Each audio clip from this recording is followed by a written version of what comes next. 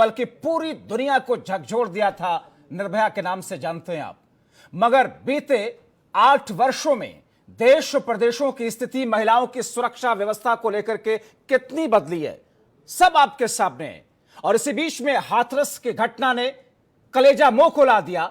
जिस दरिंदगी के साथ में उसके साथ में बलात्कार हुआ, गर्दन की हड्डी तोड़ी गई, रीढ़ की हड्डी तोड़ी गई, और उसके बाद में पुलिस और प्रशासन, वहां का पुलिस महकमा, वहां का प्रशासनिक महकमा जिस तौर पर गफलत में रहा, क्योंकि एफआईआर दर्ज करने में कई दिन लग गए, गिरफ्तारी होने में कई दिन लग गए। वो लड़की, वो युवती जो जिंदगी और मौत के बीच में झूल रही थी, उसको क्या किसी बेहतर अस्पताल में भेजे जाने की कवायद शुरू नहीं होनी चाहिए थी? क्या उसे उसी वक्त दिल्ली के सफदरजंग अस्पताल या किसी बड़े अस्पताल में नहीं भेजा जाना चाहिए था? मगर यह सब कुछ नहीं हुआ। सबसे चौंकाने वाली बात और कलेजा मुंह को ला देने वाली बात यह कि उस युवती को ना तो जीते जी जीने का अधिकार मिला, ना तो मरने के बाद, क्योंकि उसके लिए अंतिम संस्कार तक नहीं किया गया। क्योंकि जो अंतिम संस्कार पुलिस ने किया उसे हम अंतिम संस्कार नहीं मानते हैं, क्योंकि उसमें केरोसिन या पेट्रोल जैसी चीज, कोई चीज डाल करके अंतिम संस्कार की गई। घर वाले, मां आंचल फैला करके फरियाद करती रही कि आखिरी बार देखने के लिए, चेहरा देखने के लिए दीजिए, हम अंतिम संस्कार करना चाहते हैं। मगर हाथरस के डीएम, वहां के पुलिस महकमे के आला अधिकारी उस मां के आंसुओं को ध्यान तक नहीं देते हैं। घर में कैद करके रात के अंधेरे में 2:30 बजे जाकर के चुपचाप अंतिम संस्कार कर देते हैं। सवाल बहुत सारे हैं। सवाल यह है कि आखिर हाथरस का प्रशासन इतना ज्यादा असंवेदनशील कैसे हो सकता है? दरअसल घटना के पहले दिन से हाथरस प्रशासन की लापरवाही सामने आई। पहले दिन से ही इतने बड़े कांड पर प्रशासन का ढीला रवैया सामने आया। जिस दिन वारदात हुई उस दिन से लेकर के और अंतिम संस्कार तक कदम कदम पर प्रशासन पर सवाल खड़े हो रहे हैं। आज हम इसी पर चर्चा करेंगे। हमारे साथ में कई सारे खास मेहमान, लेकिन उससे पहले आपको कुछ महत्वपूर्ण तस्वीरें दिखा रहे हैं। ये 4 तस्वीरें,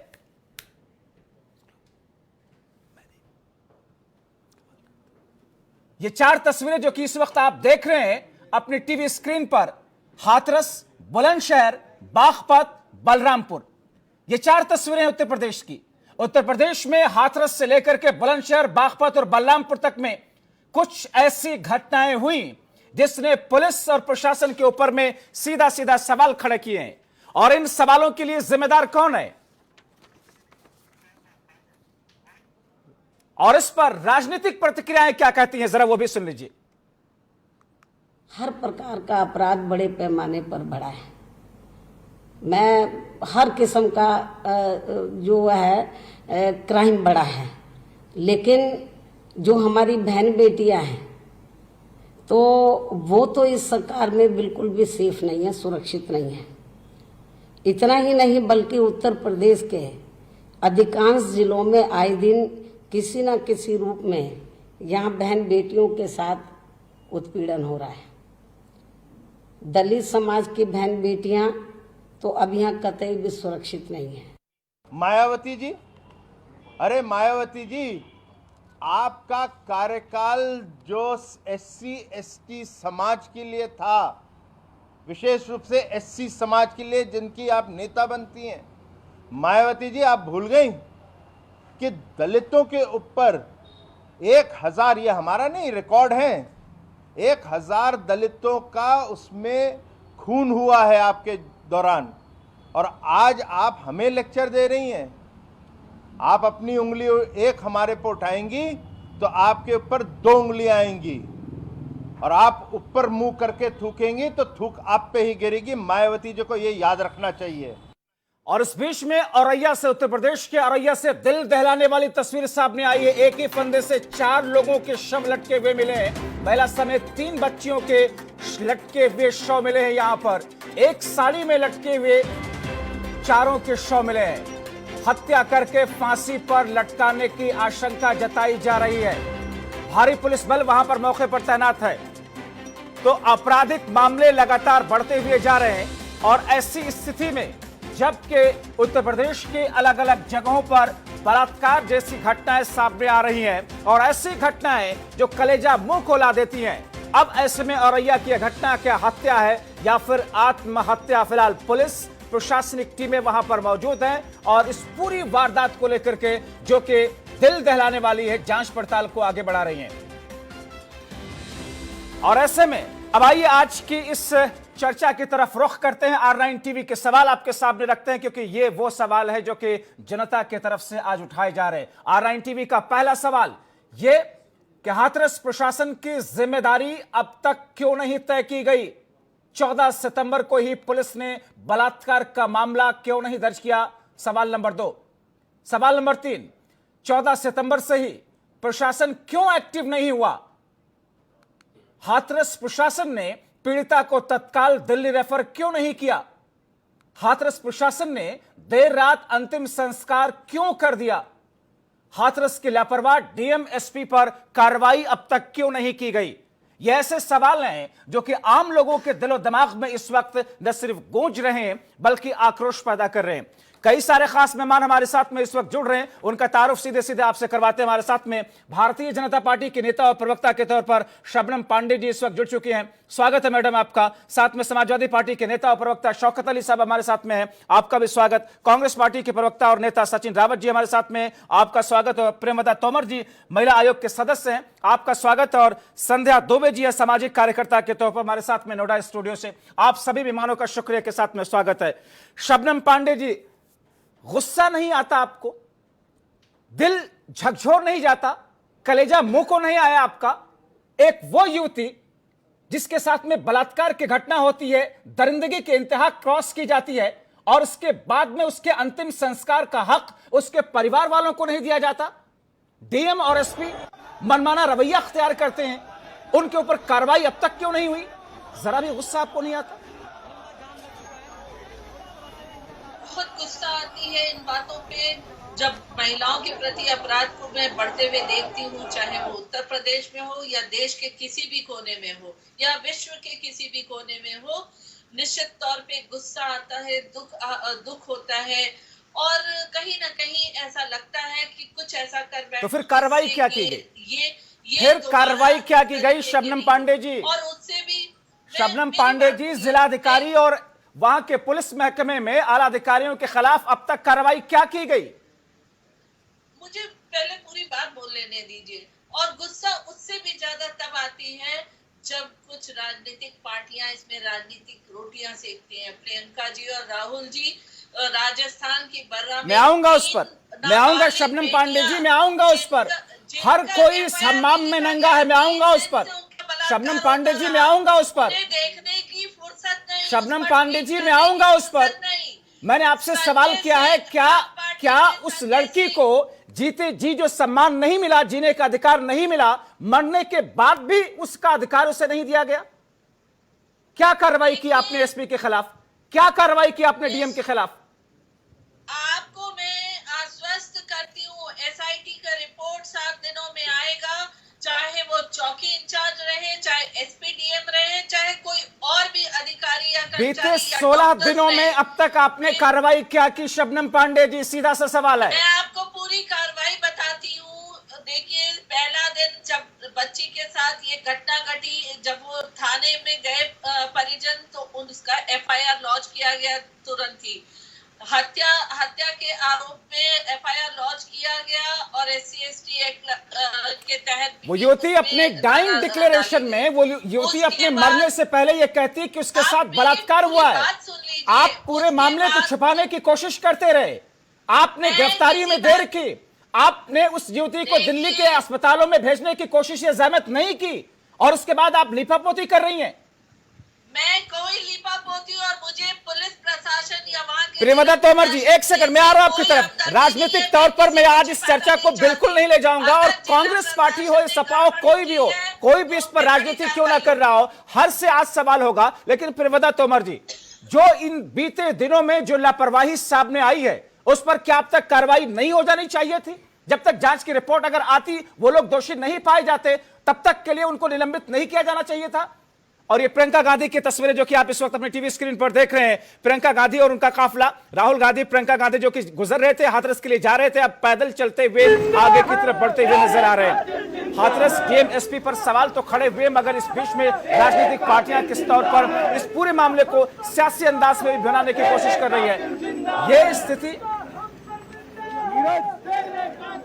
हमारे साथ में उत्तर प्रदेश में कैबिनेट मंत्री अल्पसंख्यक मामलों के मोहसिन रजा साहब फोन लाइन के जरिए जुड़े हुए हैं। मोहसिन रजा साहब, कांग्रेस प्रियंका गांधी, राहुल गांधी पर आरोप बेशक आप लगाइए कि राजनीति आज कर रहे हैं, मगर उन सवालों का जवाब कौन देगा कि उस युवती के साथ में इंसाफ नहीं हुआ और अभी भी नहीं हो रहा है? देखिए, ईमानदारी की बात यह है कि ये बहुत संवेदनशील मुद्दा है। इस मुद्दे पर हम कोई राजनीतिक बात, कोई राजनीतिक टिप्पणी नहीं करना चाहते, लेकिन हमारी सरकार जब से आदरणीय योगी जी के नेतृत्व में उत्तर प्रदेश में आई है, लगातार अपराधियों पर अंकुश लगाया है, लगातार अपराधियों को जेल भेजने का या दुर्दांत अपराधियों को एनकाउंटर में मारने का काम किया है। और जहां तक रही बात महिला सम्मान की, तो महिला सम्मान में महिलाओं के उत्पीड़न को रोकने के लिए हमने पूरे प्रयास। मोहसिन रजा साहब, आपके प्रयास पर मैं सवाल नहीं कर रहा हूं, मैं हाथरस से जुड़े हुए मामलों को लेकर सवाल कर रहा हूं कि डीएम और एसपी के खिलाफ में कार्रवाई अब तक क्यों नहीं की गई? लापरवाही की, क्या लापरवाही नहीं? एसआईटी माननीय मुख्यमंत्री ने एसआईटी कर दी है, लेकिन राजनीति तो कांग्रेस कर रही है। ये जो कुछ भी घटना घटी है, इससे हम सब बहुत दुखी हैं। हमारी पूरी संवेदना है, पूरी सरकार उस परिवार के साथ में है और उस मृतक पीड़िता के साथ में है। हम सब खड़े हैं। और किस तरीके से साथ में है? आपका प्रशासन अंतिम संस्कार करने तक नहीं देता है। नहीं होगी तो आप मोहसिन रजा साहब, आपके प्रशासन और पुलिस ने अंतिम संस्कार करने का हक नहीं दिया उस युवती का परिजनों को। देखिए, जो बात अंतिम संस्कार की है, जैसा कि हमारे सबके पास में सूचना वहां से आई कि परिवार की सहमति से हुआ, लेकिन उसके पीछे आप जो देख रहे हैं, जो आप ये सारी चीजें जो कांग्रेस, बिल्कुल भी मोहसिन रजा साहब, परिवार की सहमति से बिल्कुल अंतिम संस्कार नहीं किया गया है। देखिए, बिल्कुल अंतिम संस्कार नहीं किया गया, क्योंकि परिवार वालों का आरोप है कि एक मां अपनी आंचल को फैलाए हुए फरियाद करती रही। देखिए, उनके पारिवारिक सदस्य वहां मौजूद थे। वहां पर क्या एडमिनिस्ट्रेशन के लोगों से बात हुई, क्या परिस्थिति थी, क्यों रात में? चलिए, उम्मीद करेंगे मोहसिन रजा साहब यही तेवर जो आप दिखा रहे हैं आगे आने वाले वक्त में दिखेगा, ताकि अपराधियों पर वाकई लगाम लग सके। हमारे साथ में सारे खास मेहमान इस वक्त जुड़े हुए हैं। प्रेमदा तोमर जी, मैं आपसे ये जानना चाहता हूं कि जिस तारीख को ये पूरी घटना घटती है, उसके बाद में सबसे पहली जिम्मेदारी पुलिस प्रशासन की क्या थी? उसे बेहतर इलाज दिलाना और जो लोग अपराधी है उन तक पहुंचना, मगर क्या इसमें लापरवाही नहीं हुई? मैंने इस केस को स्टडी किया है, उस हिसाब से तुरंत एफआईआर दर्ज की गई। जिस हिसाब से शुरू का वीडियो उनकी माताजी का सामने आया है, जो शिकायत उन्होंने करी थी, तो उस हिसाब से एफआईआर दर्ज की गई। उसको इलाज भी तुरंत उपलब्ध कराया गया। जहां तक इलाज अच्छा या उसकी सवाल है, तो मैं निर्भया के केस में आपका ध्यान दिलाना चाहूंगी। सफदरजंग में इलाज चल रहा था, बाद में एयरलिफ्ट करके भी सिंगापुर भेजा गया, लेकिन उसको नहीं बचाया जा सका। तो हमें वहां पर जो ट्रीटिंग कोशिश तो हुई थी ना प्रेमदा तोमर जी, उस वक्त कोशिश तो की गई थी ना, उस वक्त कोशिश तो की गई थी ना। दिल्ली के बड़े अस्पताल में इलाज चल रहा था, उसके बाद में विदेश भेजा गया, कोशिश की गई थी ना। पूरी की गई। देखिए, कोशिश यहाँ भी की गई। पूरी जनता वहां पर उस मेडिकल कॉलेज में, उस संस्थान में दिखाती है। ऐसा नहीं है, हम उन पे ऐसे शक नहीं कर सकते। तो फिर रेफर करने की नौबत क्यों आई? प्रेमदा तोमर जी, आज आप ये बता दीजिए, अगर अलीगढ़ का मेडिकल कॉलेज सक्षम था उस इलाज के लिए, तो फिर रेफर करने की नौबत क्यों आई दिल्ली में? इसी के लिए टर्शरी सेंटर्स बने हैं। जब डॉक्टर्स महसूस करते हैं कि इसको रेफर किया जाए, उस स्टेट में रेफर किया जाता है, उसी के लिए टर्शरी सेंटर्स बनते हैं, जो विशेष सुविधाओं से उपलब्ध होते हैं। परंतु पहले दिन ही वो विशेष सुविधा एकदम से उपलब्ध नहीं कराई जा सकती। तुरंत उसको ट्रीटमेंट उपलब्ध, जहां वो स्थान है, जहां गर्दन की हड्डी टूटी हो, किसी की रीढ़ की हड्डी टूटी हो, किसी के साथ बलात्कार हुआ हो, वो महिला बोल नहीं पा रही हो, उसकी हालत दयनीय हो, और उसके बाद में अस्पताल को लगे कि सब कुछ ठीक ठाक चल रहा है। संध्या दुबे जी, आप एक सामाजिक कार्यकर्ता हैं, इस पूरे मामले को लेकर के क्या लीपापोती करने की कोशिश नहीं की गई? बिल्कुल की गई है। आज आप शुरुआत से ही देखें कि इस घटना को 16 दिन हो गए। 16 दिनों में 3 दिनों में सबकी आंखें जागी हैं। 3 दिन पहले ही लोगों ने बोलना शुरू किया, चाहे कोई भी दल हो। दुखद बात यह है कि हमारे ये दल राख पे राजनीति करने आते हैं। वो ये नहीं समझते हैं कि हमें राख के ऊपर राजनीति नहीं करना। क्या प्रियंका गांधी पहले उठ के जब वो दिल्ली में आई तब वहां देखने नहीं जा सकती थी? क्या वो उस तरीके की व्यवस्थाएं नहीं करवा सकती थी? सिर्फ दोषारोपण करना एक दूसरे के ऊपर बड़ा दुखद है कि किसी के जाने के बाद हम कैंडल निकालें और फिर मार्च करें, और दुखद, बहुत ही दुखद है। अब मुझे लगता है ये कैंडल लेके मार्च निकालने का समय नहीं है, क्योंकि अब हमें आगे आना है। हमारे ये महिला आयोग हो या सब कुछ हो, बाद में ये लोग क्यों आते हैं, इतने मुखर कैसे होते हैं, पहले क्यों नहीं आते इस चीज के ऊपर? आज हमारा पुलिस प्रशासन है इस तरीके से क्या बिंदु आप उठा रहे हैं कि पहले से ऐसी व्यवस्थाएं क्यों नहीं की जाती हैं जिसके बुनियाद पर इन तमाम चीजों की शंकाएं आशंकाएं ना रहे। ब्रेक मुझे लेना पड़ रहा है, ब्रेक के बाद मैं लौट करके आऊंगा। सचिन रावत जी, आपसे ही सवाल होगा, क्योंकि सिलेक्टिव हो जाती है क्या विपक्षी पार्टियां? क्या वही आरोप जब राजस्थान के अंदर बलात्कार होता है तो प्रियंका गांधी और राहुल गांधी राजस्थान जाते हुए डरती है क्योंकि वहां पर अशोक गहलोत की सरकार है, क्योंकि वहां पर कांग्रेस पार्टी की सरकार है? अरे आप गए होते पहले राजस्थान में, उसके बाद आप जाते हाथरस का ऐलान करते, तब लगता कि आप सिलेक्टिव नहीं हो रहे हैं। छोटा सा ब्रेक लेते हैं, वापस लौटते हैं। लेकिन इस बीच में ब्रेक से पहले आपको बताएं कि औरैया में जो दिल दहलाने वाली वारदात आई है कि एक ही फंदे से 4 लोगों के शव लटके हुए मिले हैं। महिला समेत 3 बच्चियों के शव लटके हुए मिले हैं। एक साड़ी में लटके हुए चारों के चारों शव मिले हैं। हत्या करके फांसी पर लटकाने की आशंका जताई जा रही है। भारी पुलिस बल मौके पर तैनात है। एक के बाद एक घटनाएं हो रही हैं।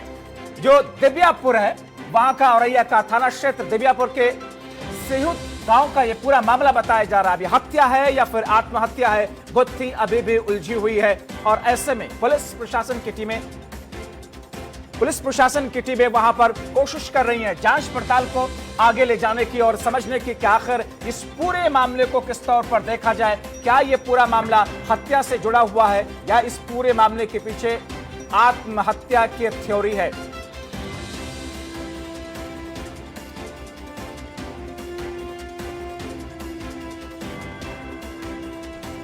उत्तर प्रदेश का औरैया का जिला, जहां पर ये शव मिले हैं एक घर के अंदर, एक दुपट्टे के साथ में उनके गले में फंदा लगाया गया, खुद उन लोगों ने लगाया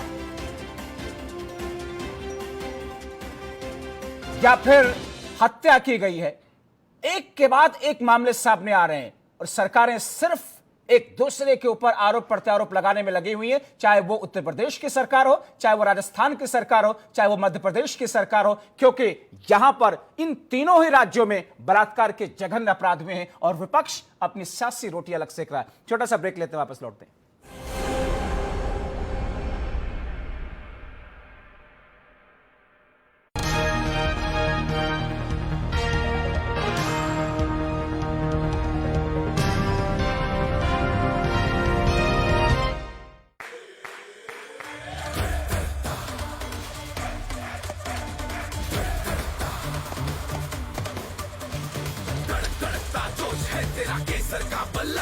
जब हो जुबां पे केसर और जोश दिलों में, तो इंडिया खेलेगा अपने ही अंदाज से। विमल, बोलो जुबां केसरी।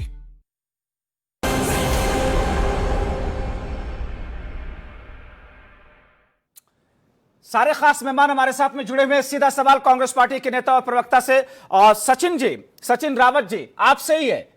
सिलेक्टिव हो जाते हैं आपके लिए उत्तर प्रदेश का बलात्कार, राजस्थान का बलात्कार नहीं, वहां पर अपराध यूपी में, राजस्थान का अपराध नहीं। आप सिलेक्टिव होकर के दौरा करते हैं, राजनीतिक माइलेज लेने की कोशिश करते हैं प्रियंका और राहुल।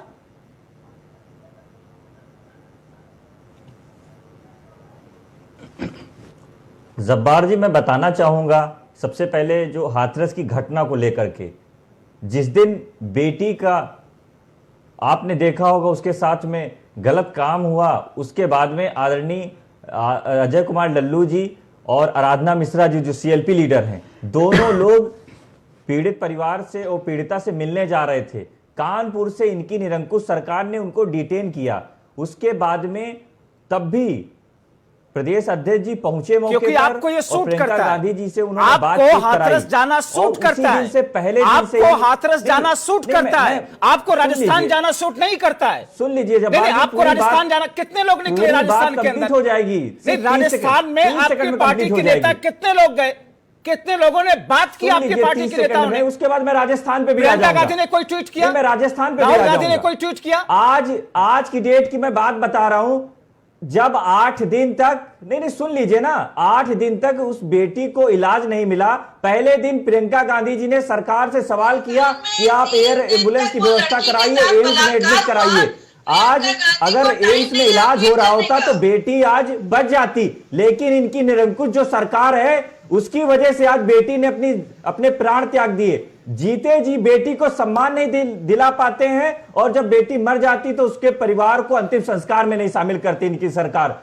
तो मुझे बड़ा दुख होता है कि उत्तर प्रदेश नहीं, पूरे अगर भारत देश में भी अगर जहां जहां क्राइम रेट अगर बढ़ा हुआ है एनसीआरबी के आंकड़ों में, तो भारतीय जनता पार्टी की सरकारों में क्यों होता है जब्बार जी? ये भी मैं आपसे पूछना चाहता हूं। और यहाँ पे प्रवक्ता शबनम पांडे जी बैठी हैं, मैं पूछना चाहता हूं कि कल बलरामपुर में जो सेम कंडीशन में ऐसी घटना होती है, ऐसे सिलेक्टिव मत होइए कि भारतीय जनता पार्टी की सरकारों में ही अपराध क्यों होते हैं। मैं आऊंगा आपकी तरफ। मैं बताता हूं। ठीक है शौकत अली साहब, मैं आ रहा हूं, एक कमेंट में सबसे ले लो। जब्बार जी, निर्भया केस के लिए मैं बता रहा हूं, मैं आ रहा हूं आपकी तरफ, एक कमेंट तो ले लो मैं सबसे। शौकत अली साहब 2016 में यही राहुल और प्रियंका गांधी जब नोएडा में एक बलात्कार होता है, जाते हैं तो आप ही की सरकार, अखिलेश यादव की सरकार रोक देती है क्योंकि आपको वो सूट नहीं कर रहा था। आप उसे एक तरीके से टूरिज्म कहते हैं कि यहां पर आकर के सिर्फ लोगों को अपने झांसे में लाने की कोशिश की जाती है। कुछ इस किस्म के आरोप के साथ आप रोकते हैं। आज राहुल और प्रियंका जब जा रहे हैं, आप उनके साथ में खड़े हुए हैं, आपके पार्टी के कार्यकर्ता भी विरोध प्रदर्शन कर रहे हैं क्योंकि आपको सूट कर रहा है।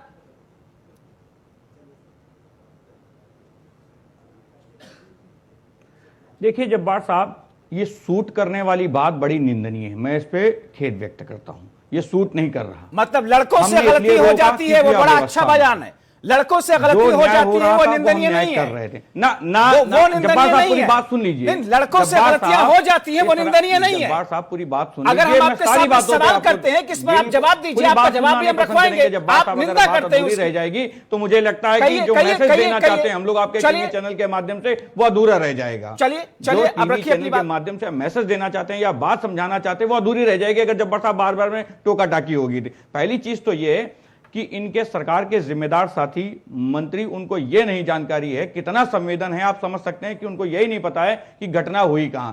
दूसरी चीज, चाहे वो शबनम जी हो, मोहसिन रजा साहब हो, वो बार बार इस चीज को दोहरा रहे हैं कि उनकी सहमति से दाह संस्कार हुआ। मैं आपके चैनल के माध्यम से शबनम जी हो चाहे मोहसिन रजा साहब हो, मैं दोनों से पूछना चाहता हूं और सरकार से भी पूछना चाहता हूं, महाराज मुझे सिर्फ इतना बता दीजिए कि अगर दाह संस्कार होना था, उनकी मर्जी से हो रहा था, उनके परिवार की सहमति से हो रहा था, तो रात में क्यों हुआ?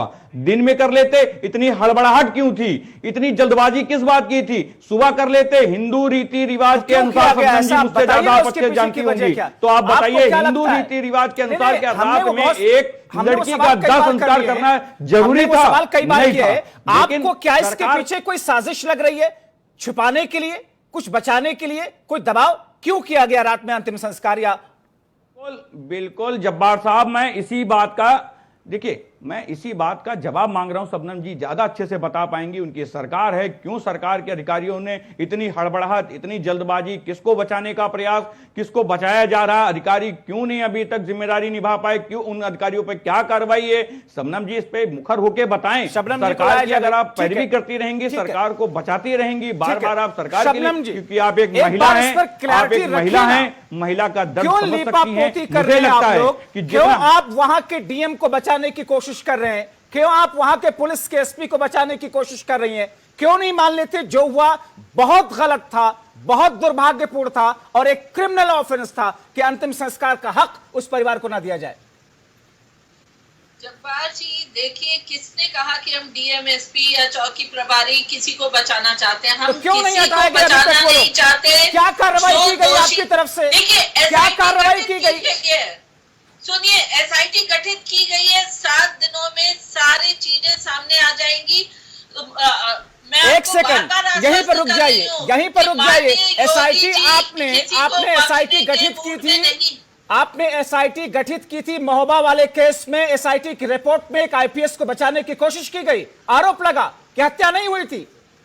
उस एसआईटी का क्या फायदा जो असल वजह तक पहुंच ना पाए? एसआईटी पर भरोसा नहीं जता रहे परिवार वाले। उस एसआईटी पर यह परिवार भरोसा नहीं कर रहा है। परिवार यह कह रहा है कि हम चाहते हैं कि सुप्रीम कोर्ट के जज के अधीन ये जांच हो। देखिए, परिवार जैसा चाहेगा सरकार वैसा करेगी। सरकार किसी को बचाना नहीं चाहती। जब अतीक अहमद, मुख्तार अंसारी ऐसे बड़े बड़े माफियाओं और गुंडों को बख्शती नहीं है, तो ये चार अपराधी जो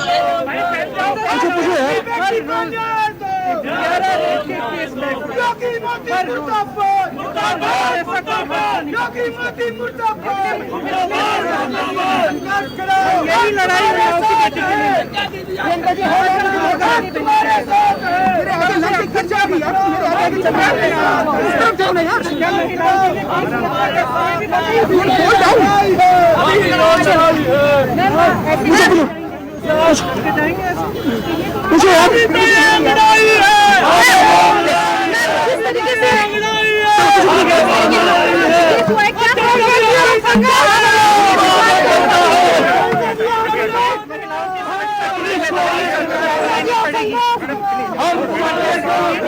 योगी जी को लेनी पड़ेगी। जिस तरह से महिलाओं के साथ अत्याचार प्रदेश में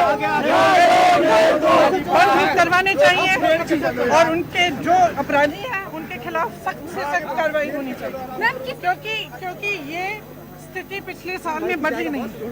आपको याद होगा पिछले साल तकरीबन इसी समय हम उन्नाव की बेटी की लड़ाई लड़ रहे थे जी। और आज ये स्थिति है कि आज हर रोज उत्तर प्रदेश में 11 रेप के केस कर सकते हैं।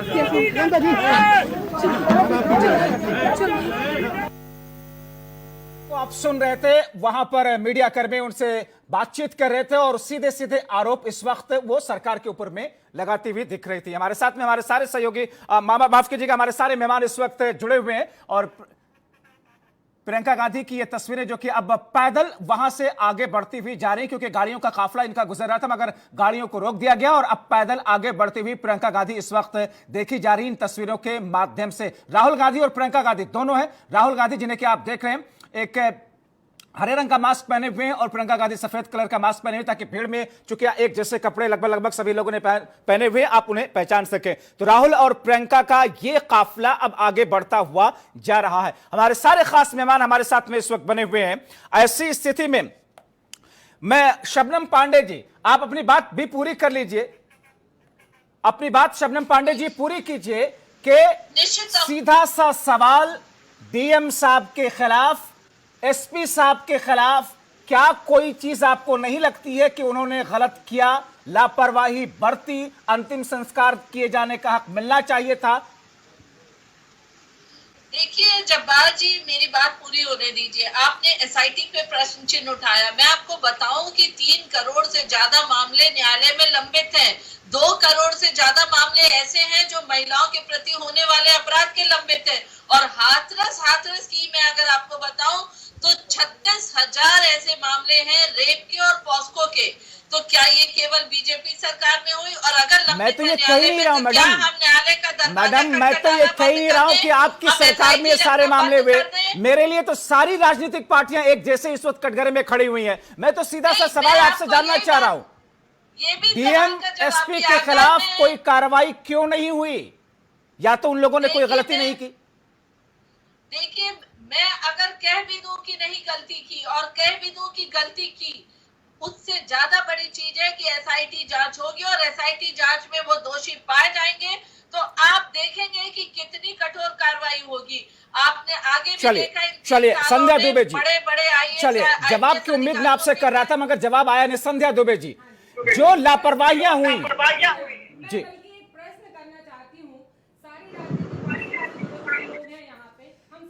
कि हमारे रिपोर्ट बताने कि हर 15 मिनट में हमारे देश में एक लड़की के साथ बलात्कार हो रहा है। हम एक दूसरे के ऊपर जो आरोप और प्रत्यारोप कर रहे हैं, चाहे वो कांग्रेस हो, चाहे वो सपा हो, चाहे कोई भी पार्टी हो, क्यों हम इसको रोकने में सक्षम नहीं है? यही क्यों का प्रश्न है। हम सिर्फ राजनीति करते हैं किसी के मरने के बाद, ये कहते हैं कि ये एसआईटी बिठाई गई, ये किया गया। इससे पहले आज तक ये कदम क्यों नहीं उठाए जाते कि इन चीजों को रोका जा सके? या फिर क्या होगा कि हमें खुद आगे आना पड़ेगा अपनी सुरक्षा के लिए? आज तो हम यही कहेंगे लड़कियों से कि बेटा तुम लोग तो अपनी सुरक्षा के लिए खुद इतने समर्थवान हो, क्योंकि जब हमारी सरकारें, हमारे राजनीतिक लोग इतने सिर्फ बहस करते हैं, बड़ी दुखद है कि इन घटनाओं की बहस हमें बैठ के कैमरों के सामने करनी पड़ती है, जहां पे हमारी सारी सरकारें फेल हो जाती हैं कि हम एक मासूम को सुरक्षा प्रदान नहीं कर सकते। क्यों? आखिर ऐसा क्यों? ये सारे प्रश्न के जवाब वहां बैठे हुए सभी लोगों से मैं पूछ रही हूं। सत्ता में आने के बाद में वही पार्टियां किस तौर पर अनजान हो जाती हैं या खामोश बैठ जाती हैं या सिर्फ सांकेतिक तौर पर व्यवस्था बेहतर करने की कोशिशें की जाती है, ये सारी चीजें हम देख रहे हैं। मगर संध्या दुबे जी, ये जो स्थिति है, इस स्थिति से निपटने के लिए सरकार की तरफ से ऐसा नहीं कि कदम नहीं उठाए गए। योगी आदित्यनाथ की सरकार की तरफ से कई सारे प्रयास किए गए, कई सारी कोशिशें की गई, एंटी रोमियो स्क्वाड बनाया गया, ऑपरेशन दुराचारी चलाया जा रहा है, इससे पहले महिला सुरक्षा सेल बनाई गई, मुख्यमंत्री की तरफ से कई बार सख्त दिशा निर्देश दिए गए। बावजूद इसके ये सब चीजें होती रही। तो यही प्रश्न तो मैंने आपसे, जो भी आपने किया वो मैं कह रही हूँ कि सारी चीजें गठित की जाती हैं, तो इनमें कहाँ चूक रह जाती है, कहाँ कमी रह जाती है? क्या सिर्फ बोल दिया जाता है और जब इनको क्रियान्वित करने का समय आता है तो उनमें हम ढीले हो पड़ जाते हैं? या फिर हिसाब से वहां की पुलिस और प्रशासन ने गलती की है? हाँ, की है गलती। आज लड़की जब पहले ही दिन से तड़प रही थी, तब उस समय भी गलती हुई कि हम उसको किसी अच्छे हॉस्पिटल में नहीं ला पाए। जब वो दिल्ली तक भी आ गई, केस मरने के बाद में पहले केस रजिस्टर करने में देरी हुई और उसमें धाराएं नहीं जोड़ी गई। और उस बच्ची को देखिए आप, यहां भी उसको किसी इतनी अच्छी मेडिकल फैसिलिटीज नहीं हुई। वो 14 दिन तक, 15 दिन तक तड़पती रही। आप सोचिए वो किस दर्द से गुजर रही थी। उसकी जीभ काट दी गई थी, उसकी हड्डियां तोड़ दी गई थी, वो हर रूप से, फिर भी वो मौत के साथ एक जंग लड़ रही थी। तब सारे राजनीतिक दल कहां थे? मरने के बाद राख पे सारे सामने आ गए, सारी यात्राएं होने लगी, सब कुछ होने लगा, लेकिन क्या तब कोई महिला आयोग, कोई भी राजनीतिक दल इस चीज को लेके आगे बढ़ा था कि नहीं हम इसको बहुत अच्छे हॉस्पिटल में मैं लेके जा रहा हूं, मेरी इतनी हाई लेवल पे पहचान है? आखिर क्यों? प्रियव्रता तोमर जी, महिला आयोग के आप सदस्य के रूप में भी हैं, सारी कोशिशें अगर होती हुई दिखाई भी दे, जैसा कि यूपी सरकार की तरफ से कई सारी चीजों का मैंने जिक्र भी किया कि कोशिशें अपने स्तर पर की जाती रही हैं, मगर उन कोशिशों का नतीजा क्या निकला? उन कोशिशों का असर क्या हुआ कि ये घटनाएं रुक नहीं रही हैं? एनसीआरबी की रिपोर्ट के मुताबिक जो सबसे ज्यादा महिलाओं के खिलाफ में या महिलाओं के साथ में जो आपराधिक मामले आए हैं, राजस्थान और उत्तर प्रदेश है। क्या फायदा है ऐसी कोशिशों का? वजह क्या है प्रेमदा जी? मैं समझती हूँ, पहली बात तो जो ये रात में उसका अंतिम संस्कार करने की बात है, तो महिला आयोग ने इस बारे में स्पष्टीकरण मांगा है। दूसरी बात, जो इस तरह की घटना हो रही है, तो हम समाज की भी बहुत बड़ी जिम्मेदारी है कि हम अपने बच्चों को संस्कारित करें, उन्हें शिक्षित करें। आफ्टर ऑल जो ये ऐसे बच्चे, जो लड़के इस तरह से करते हैं, वो कहीं ना कहीं किसी न किसी के बेटे होते हैं। नहीं तो फिर सरकार और प्रशासन को, पुलिस को हम क्लीन चिट दे दें कि वो लोग तो साहब कोशिश कर रहे हैं, रुक नहीं रहा। हमें ही ये जिम्मेदारी लेनी होगी, हम ही को अपने बच्चों को, अपने भाइयों को, लोगों को समझाना होगा, उनकी मेंटालिटी दुरुस्त करनी होगी। हाँ, बिल्कुल हमें सबको जिम्मेदारी लेनी होगी। और जहां तक मैंने अभी इसको देखा है, तो अभी तक मेडिकल रिपोर्ट के आधार पर रेप की पुष्टि नहीं हुई है। अभी एफएसएल की रिपोर्ट आ जाएगी तो सब पुष्टि हो जाएगी। तो इसका मतलब ये है कि वो परिवार झूठ बोल रहा है, वो परिवार झूठ बोल रहा है, नहीं, वो परिवार झूठ बोल रहा है। प्रियव्रता तोमर जी, मुझे लगता है कार्रवाई होगी। प्रियव्रता तोमर जी, मैं कानूनी पहलुओं की बात, ठीक है, आप जो बातें कर रही कि वो भी एक पहलू है। जो रिपोर्ट आई है उसमें एक आ गया कि रेप की पुष्टि नहीं हुई, उसमें एक आ गया कि गर्दन में चोट के निशान है, गला दबाने की कोशिश की गई। सारी की सारी रिपोर्ट भी जांच के दायरे में आ रही है। उन रिपोर्ट को हम आखिरी सत्य नहीं मान सकते हैं। उन रिपोर्ट के आधार पर यह नहीं कह सकते हैं कि बलात्कार नहीं हुआ।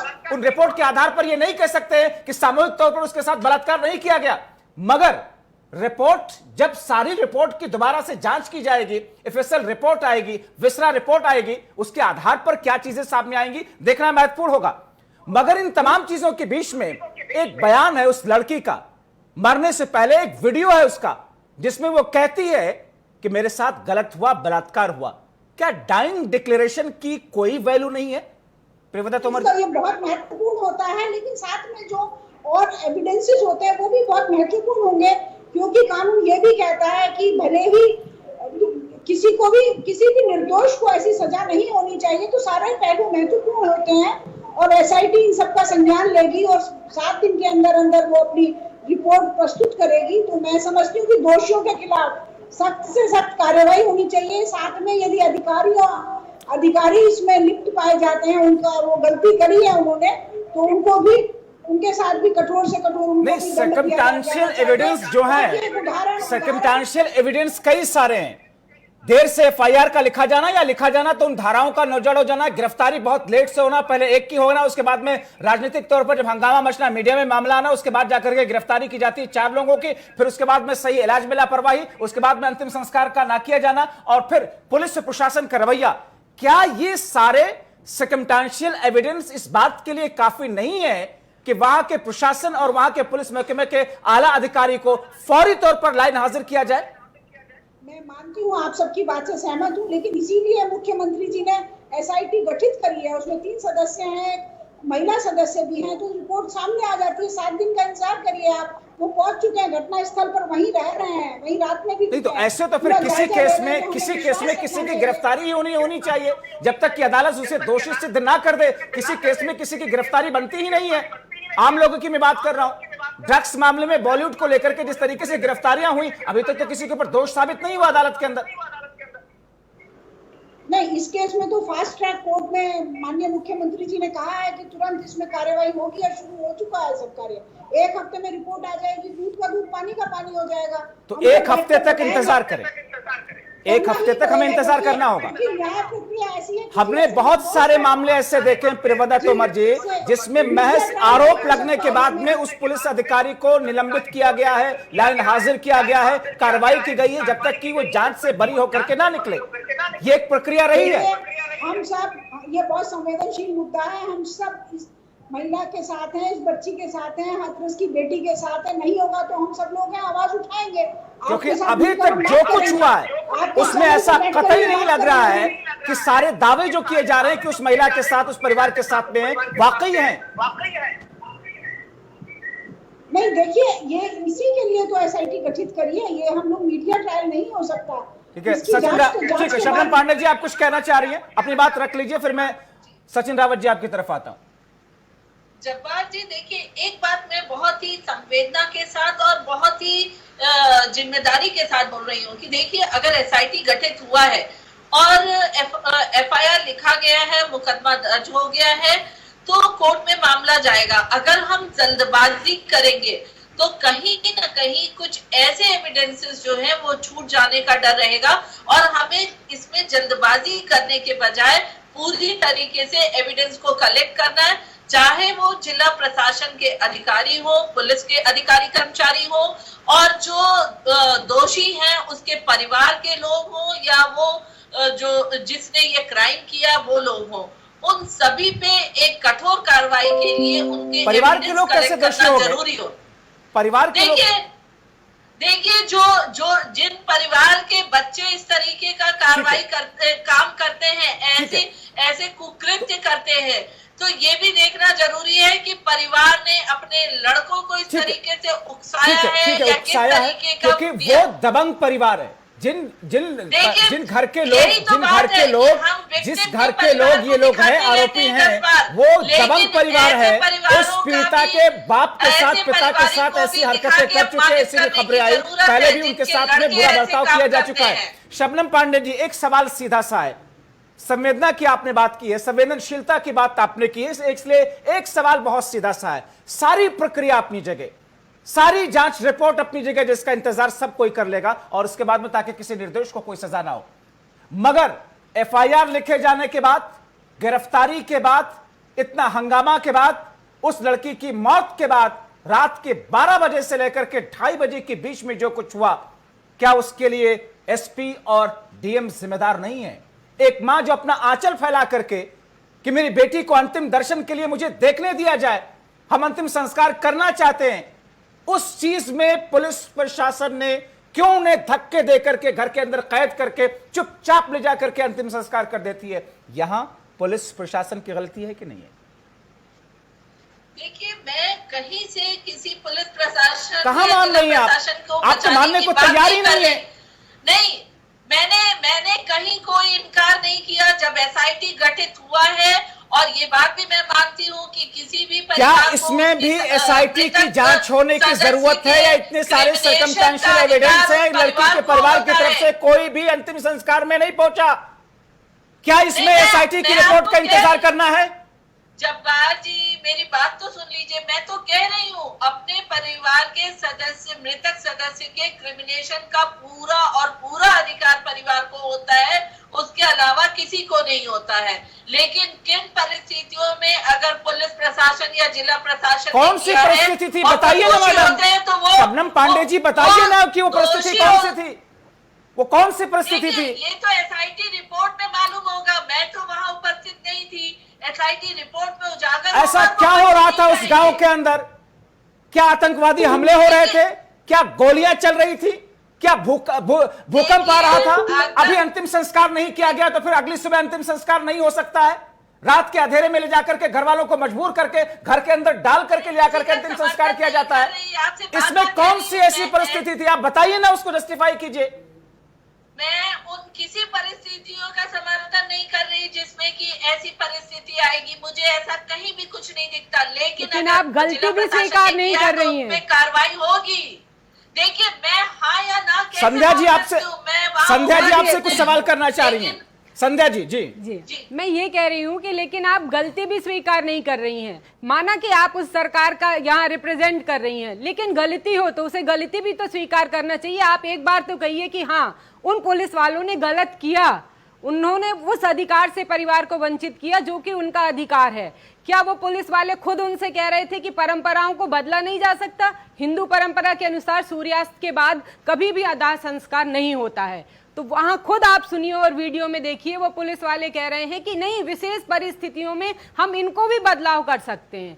तो क्या आज उनके घर पे कोई मरा होता तो वो ये बदलाव करते? शबनम पांडे जी जवाब दीजिएगा। क्या आज उनके घर का कोई मरा होता? मेरा यही कहना है, अगर उस पुलिस वाले के घर पे कोई मरा होता तो क्या वो ये कहता कि इस परंपरा का बदलाव कर दो और रात में 2:30 बजे दाह संस्कार कर दो? ये प्रश्न है। और अगर वो गलत है तो आप खुल के कहिए कि हाँ गलत है। देखिए, अगर आपने मेरी बात सुनी है तो मैंने खुल के इस बात को कहा है कि क्रिमिनेशन, मृतक सदस्य के परिवार के मृतक सदस्य के क्रिमिनेशन का हक केवल परिवार को होता है। ये तो कहा आपने, आपको ये कहना है कि वो गलत है। कीजिए ना, यहाँ पर आप तो कह सकती हैं कि हाँ यहाँ गलत हुआ या यहाँ गलत नहीं हुआ। रिपोर्ट देखिए, अगर हम देखते भी हैं कि किसी का रेप हो रहा है, लेकिन उसका जजमेंट आने तक हम इंतजार करते हैं कि नहीं करते हैं? पांडे जी, ये तो आपने बहुत बड़ी बात कर दी कि आप देखती बहुत दुर्भाग्यपूर्ण है। ये आप एक दुर्भाग्यपूर्ण बात कर रही हैं। संवेदनशीलता वाले मुद्दे पर आप बात कर रही हैं, संवेदनशीलता का आप जिक्र कर रही हैं, मगर माना कि आप सत्ता पक्ष की तरफ से नेता है, माना कि आप यहां पर सत्ता पक्ष की तरफ से बैठ करके बातें कर रही हैं, मगर संवेदनशीलता के नाम पर, मानवता के नाम पर और धार्मिक जो मान्यताएं हैं उसको भी जिस तरीके से रौंदा गया, जिस तरीके से कुचला गया, आखिर उसके लिए जिम्मेदार क्या वहां का जिला प्रशासन, क्या वहां के पुलिस अधिकारी नहीं है? इस बात को स्वीकार करने में दिक्कत क्यों आ रही है? छोटा सा ब्रेक लेते हैं, वापस लौटते हैं।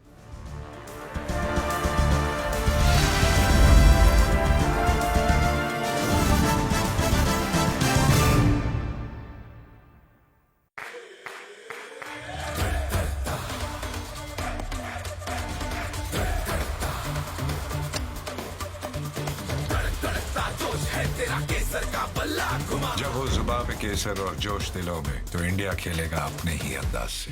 विमल, बोलो जुबां केसरी।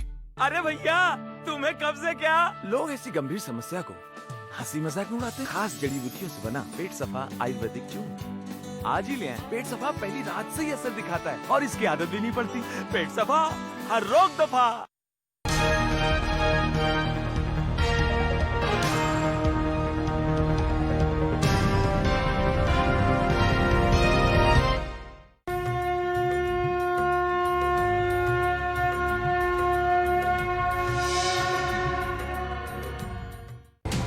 सारी खबर चाहिए तो R9 पर आइए, देखते रहिए दिन भर। देश दुनिया का हाल न्यूज सेंटर से बताएंगे जब्बार। पंकज लेकर आएंगे यूपी का समाचार। दिन भर देश दुनिया में क्या बीता, रात 9 बजे बताएंगी श्वेता।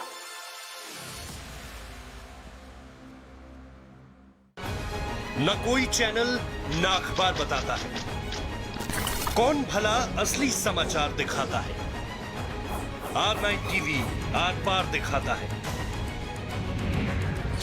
R9 टीवी सिर्फ खबर के लिए।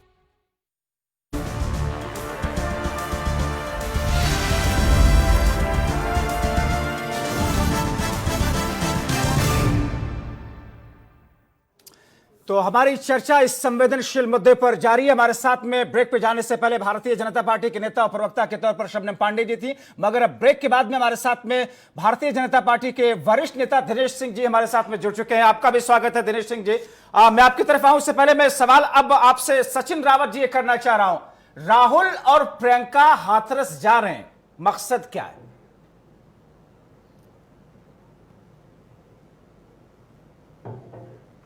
देखिए जब्बार जी, आदरणीय राहुल गांधी जी, आदरणीय प्रियंका गांधी जी और प्रदेश अध्यक्ष अजय कुमार लल्लू जी, सभी लोग पीड़ित परिवार से मिलने जा रहे हैं, क्योंकि प्रियंका गांधी जी ने पहले दिन से ही बेटी को बचाने की पूरी कोशिश की, क्योंकि उन्होंने सरकार से सवाल किए, कई बार कहा कि एयर एम्बुलेंस लगा करके बेटी को बचाने की कोशिश आगे नहीं आई। सरकार की वजह से बेटी की जान चली गई। राजस्थान क्यों नहीं गई थी?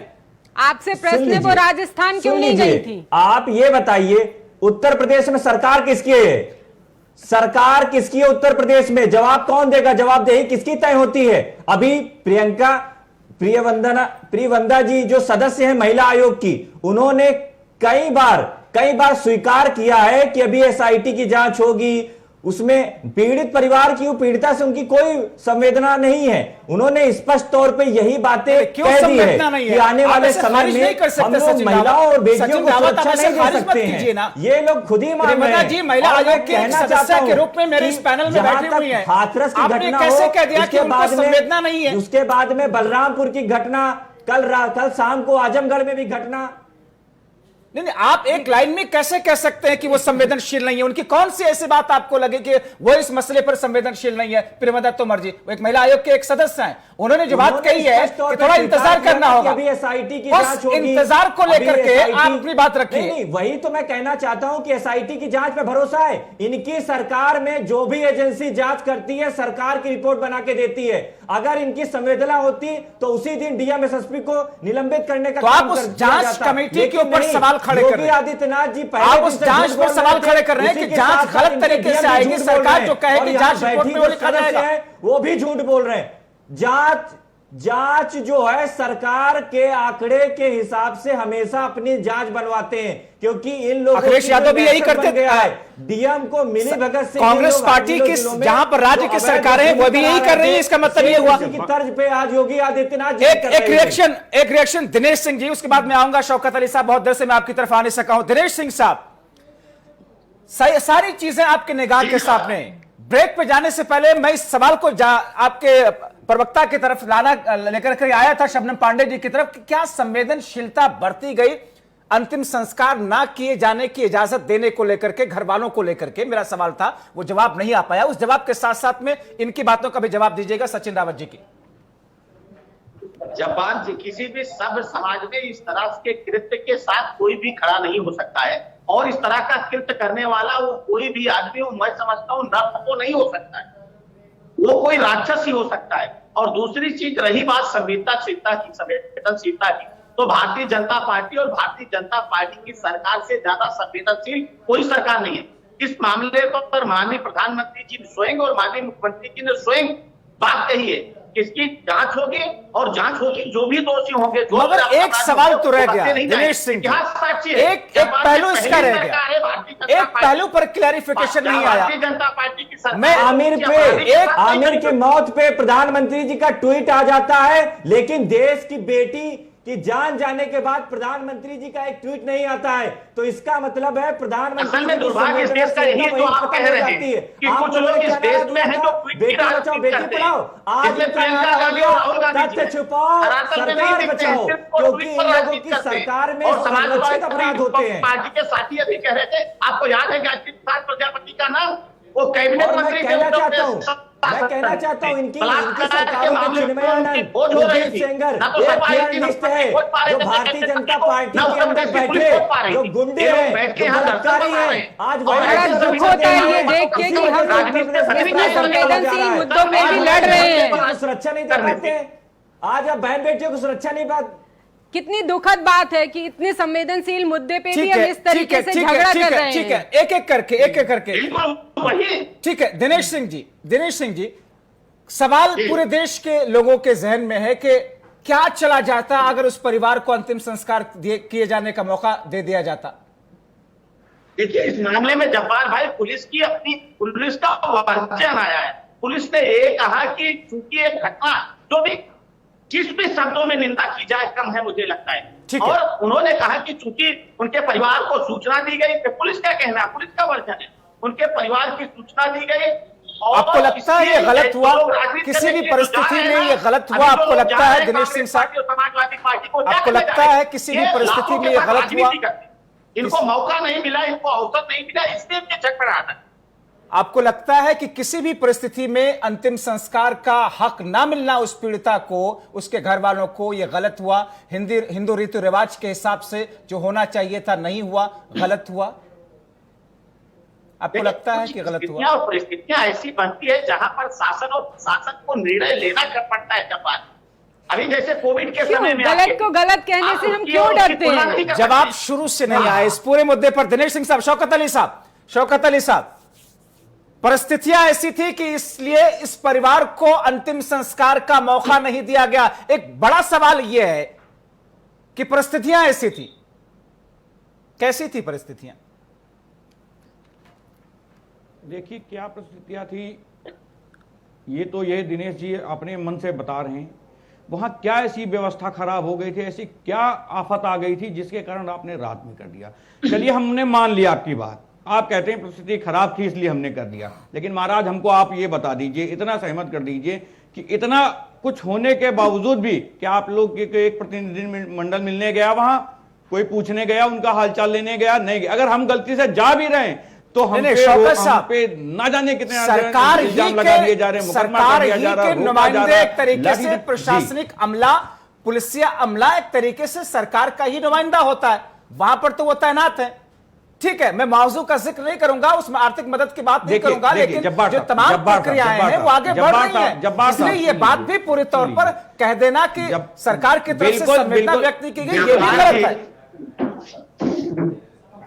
जब्बार जी, ये लोग जा रहे हैं संवेदना व्यक्त। देखिए मैं बता दे रहा हूं ना जब्बार साहब, मैं बता दे रहा हूं ना जब्बार साहब, एक मिनट सुन लीजिए। जब्बार साहब कितना संवेदन है इनके प्रशासन के अधिकारी, मैं बता दे रहा हूं। डीएम साहब ट्वीट करके ये बता देते हैं कितना पैसा दिया गया और कितना देना बाकी है, ये ट्वीट करके बता देते हैं, लेकिन उस पे एक बार भी अपना संवेदन व्यक्त नहीं करते हैं। में पढ़ लीजिएगा आप, वे जिला स्तर पर अगर कोई काम किया गया है तो उसको बताएंगे नहीं? डीएम के विशेषाधिकार में बहुत कुछ आता है, तो क्या आप बताइए रात में जिस तरह दाह संस्कार हुआ वो डीएम जो चाहेगा वो करता रहेगा?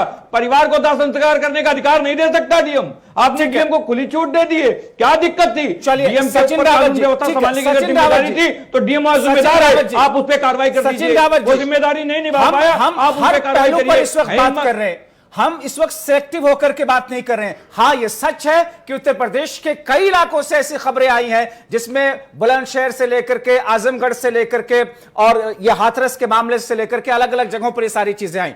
मगर मैं आपसे जो शुरू में सवाल किया था कि राहुल गांधी और प्रियंका गांधी, आदरणीय राहुल गांधी जी और प्रियंका गांधी जी राजस्थान कब जाएंगे?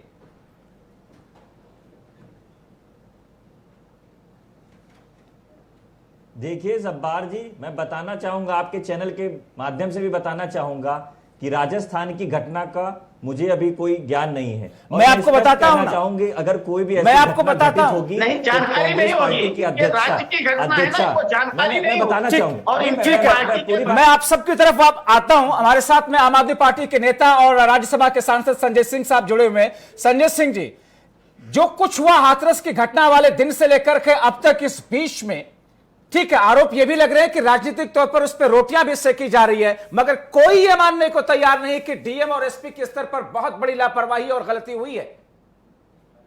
नहीं, मुझे समझ में नहीं आ रहा है कि राजनीतिक रोटियां सेकना आप किसको कहते हैं। 14 सितंबर से लेके 8 दिन तक गैंग रेप की एफआईआर नहीं लिखा जाना, ये क्या बताता है?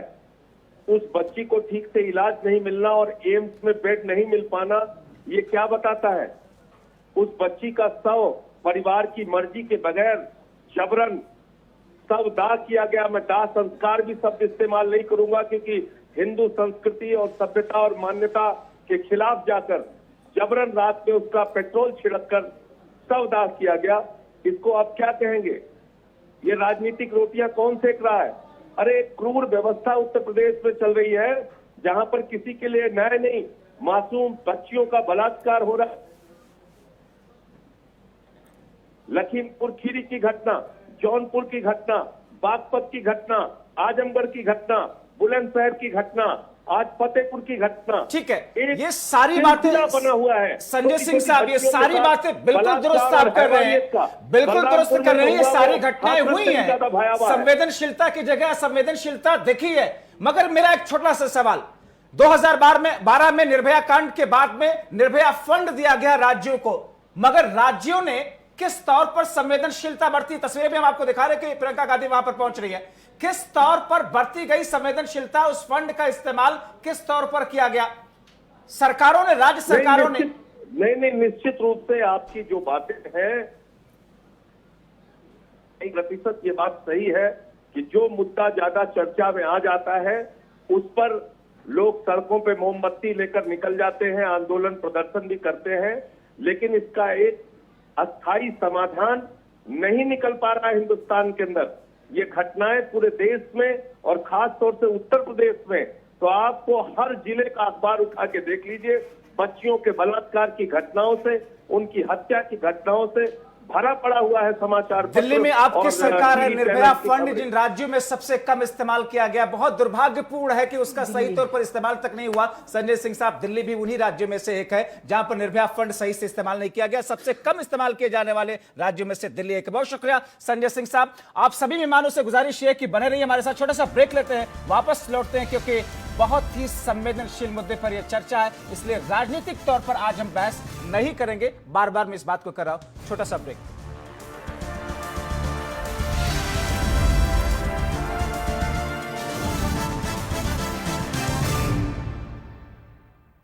खास जड़ी बूटियों से बना पेट सफा आयुर्वेदिक चूर्ण आज ही ले आए। पेट सफा पहली रात से ही असर दिखाता है और इसकी आदत भी नहीं पड़ती। पेट सफा, हर रोग दफा।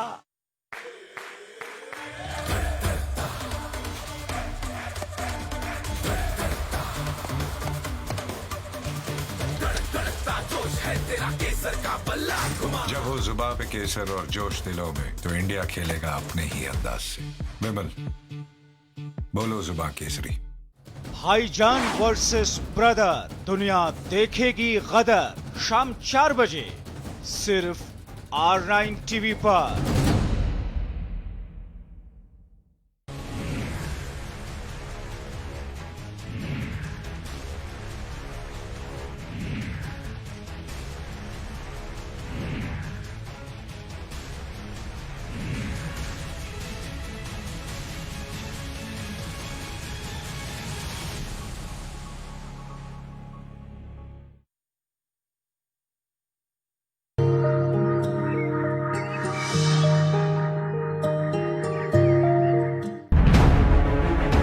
जैसे उनके सवाल हैं धारदार, मेरी बहस है, अंताक्षरी का मंच नहीं। उतना ही बेखौफ है किरदार। मेरे शो में ये सब नहीं चलेगा।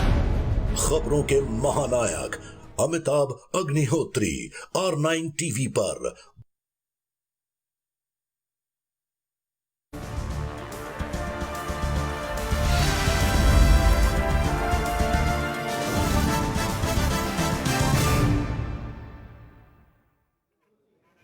तो हमारी चर्चा जारी है, मगर इस बीच में आपको दिखाते हैं कि राहुल और प्रियंका गांधी का काफिला कहां तक पहुंचा है। तस्वीरों के माध्यम से आप देख रहे हैं कि राहुल गांधी और प्रियंका गांधी को हाथरस जाने के लिए जब उनको रोक दिया गया, गाड़ियां जब उनकी रोक दी गई, तो राहुल गांधी और प्रियंका गांधी वहां से पैदल ही आगे बढ़ते हुए जा रही है। सीधी तस्वीरें चप्पे चप्पे पर R9 टीवी के संवाददाता इस वक्त तैनात है। इस पूरे रास्ते पर अलग अलग जगहों पर R9 टीवी के कैमरे से ये तस्वीरें आप देख रहे हैं, जहां पर आज जब दिल्ली के 10 जनपद से सोनिया गांधी के आवास से निकले राहुल गांधी और प्रियंका गांधी, उसके बाद में DND से होते हुए जहां पर पुलिस ने उन्हें नहीं रोका, महामाया फ्लाईओवर आया वहां भी पुलिस ने नहीं रोका, और टोल प्लाजा आया जब जेवर का, वहां पर उसके आगे जब बढ़े तो फिर गाड़ियां रोक दी गई, और उसके बाद में अब ये लोग पैदल ही मार्च करते हुए हाथरस की तरफ रुख कर रहे हैं। R9 टीवी के संवाददाताओं की टीमें लगातार पल पल के अपडेट के साथ में आपके साथ में बनी हुई हैं। ये तस्वीरें जो कि आप देख रहे हैं, हाथरस पहुंचने की कोशिश में राहुल गांधी और प्रियंका गांधी जो कि इस वक्त पैदल जाते हुए, हालांकि राहुल और प्रियंका के साथ में कांग्रेस पार्टी के कई सारे और कद्दावर नेता इस काफिले में शामिल हैं। कई सारे कार्यकर्ता इस वक्त, जैसा कि देखने को मिल रहा है तस्वीरों के माध्यम से आप देख रहे हैं कि वहां पर पहुंच रहे हैं। हालांकि पुलिस ने यहां पर अब लाठियां भाजने भी शुरू कर दी है। देखिए, पुलिस अब बल का भी प्रयोग कर रही है। मीडिया के साथ में पुलिस की ये शक्ल जो तस्वीरों के माध्यम से आप देख रहे हैं, मीडिया को भी रोकने की कोशिश की जा रही है, मगर क्या आगे तक ये काफिला पहुंचेगा? पुलिस अब यहां पर सख्ती दिखाती हुई नजर आ रही है। हालांकि ये अब ये राहुल गांधी की सिक्योरिटी के लोग हैं या फिर वहां पर तैनात उत्तर प्रदेश की पुलिस, फिलहाल ये साफ नहीं हो पा रहा है, मगर R9 टीवी पर ये सबसे पहले सबसे एक्सक्लूसिव तस्वीरें आप इस वक्त देख रहे हैं। राहुल गांधी और प्रियंका गांधी के साथ में, उनके काफिले के साथ में R9 टीवी की टीम भी इस वक्त जा रही है। पल पल की रिपोर्ट, पल पल की तस्वीरें आप तक हम सबसे पहले पहुंचा रहे हैं, ताकि आप समझ सके इस पूरे प्रकरण में क्या क्या अलग अलग पहलू भी इसके सामने आ रहे हैं। हालांकि अब से थोड़ी देर पहले वहां पर जो पुलिस की टीम आप देख रहे हैं, एक तरफ से ये पुलिस का भारी दस्ता, पुलिस बल जो कि पीछे पीछे इस वक्त पुलिस की टुकड़ियां चलती हुई दिखाई दे रही है। ये उत्तर प्रदेश की अलीगढ़ जिले की ये पुलिस है जो कि पीछे पीछे उस वक्त पैदल मार्च करते हुए जा रही है, मगर राहुल गांधी और प्रियंका गांधी जिनके साथ में बड़ा दस्ता काफिले की शक्ल में उनके नेताओं का, उनके कार्यकर्ताओं का उनके साथ में चलता हुआ आगे बढ़ रहा है। क्या हाथरस तक पहुंच पाएंगे राहुल गांधी और प्रियंका गांधी, या हाथरस से बहुत पहले उनको रोक दिया जाएगा?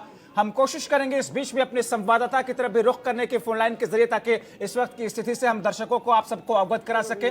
मगर चूंकि हाथरस के अंदर, उस गांव के अंदर बैरिकेडिंग कर दी गई है, उस गांव के सारे एग्जिट और एंट्री पॉइंट्स को ब्लॉक कर दिया गया है, पुलिस की टुकड़ियां वहां पर मौजूद है। उस गांव के अंदर जो परिवार का, पीड़िता के परिवार का घर है, उसके घर के बाहर भी बैरिकेडिंग करके पुलिस की टुकड़ियां वहां पर मौजूद है।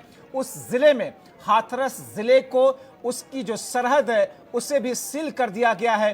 जितने एग्जिट और एंट्री पॉइंट्स हैं हाथरस जिले के, उन तमाम एग्जिट और एंट्री पॉइंट पर इस वक्त पुलिस की टुकड़ियां तैनात हैं, उसे सील कर दिया गया है। और ऐसी स्थिति में वहां पर आज सुबह यह खबर आई कि जो लोग सिक्योरिटी दस्ते के तौर पर, जो पुलिसकर्मी हाथरस में उस पीड़िता के परिवार वालों की सुरक्षा में जिन्हें तैनात किया गया था, उसमें से 3 पुलिसकर्मी कोरोना के पॉजिटिव हो गए। इसलिए उस पूरे इलाके को, उस गांव को कंटेनमेंट जोन घोषित कर दिया गया है, और वहां पर किसी को आने या जाने की किसी की इजाजत नहीं है। लेकिन साथ ही साथ में धारा 144 भी उस गांव में लगा दी गई है। उस पूरे जिले में धारा 144 लगी हुई है। और यहां तक कि इस वक्त की ये जो सीधी तस्वीरें आप देख रहे हैं, इन तस्वीरों के माध्यम से आप समझिए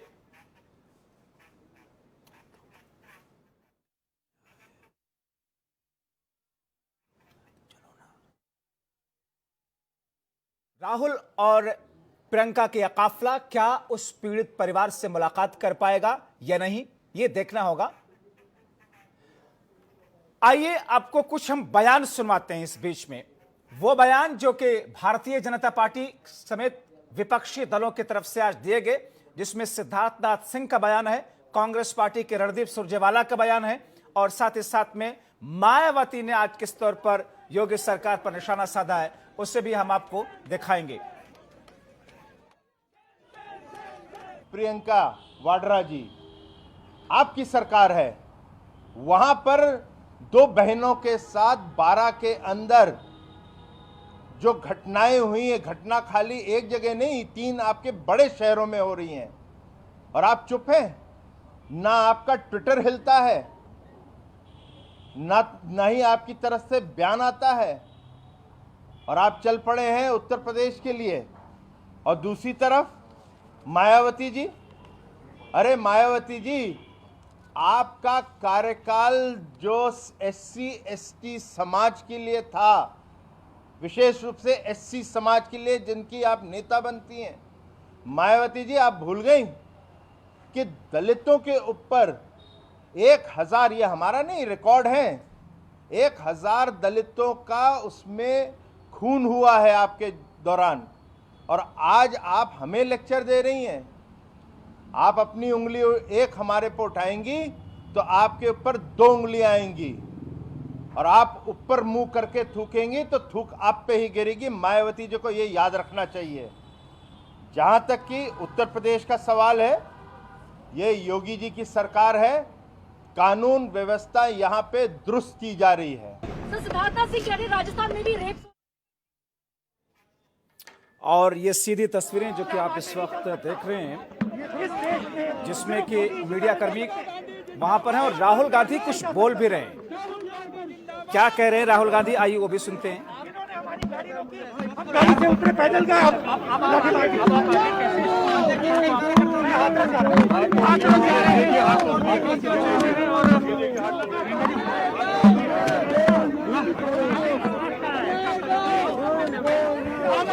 नाटक नहीं है।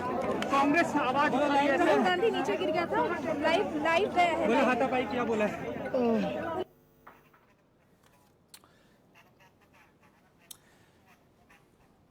तो क्या राहुल गांधी का यह काफिला उस गांव तक पहुंच पाएगा? फिलहाल आपने तस्वीरों के माध्यम से देखा। हमारे साथ में सारे खास मेहमान इस वक्त बने हुए। एक बार फिर से चर्चा की तरफ रुख कर लेते हैं। ब्रेक पे जाने से पहले जी सचिन रावत जी, आप अपनी बात पूरी कर लीजिए, क्योंकि उस वक्त भारतीय जनता पार्टी के प्रवक्ता ने कुछ सवाल आपकी सरकार पे भी और आपके नेता पर भी उठाए थे।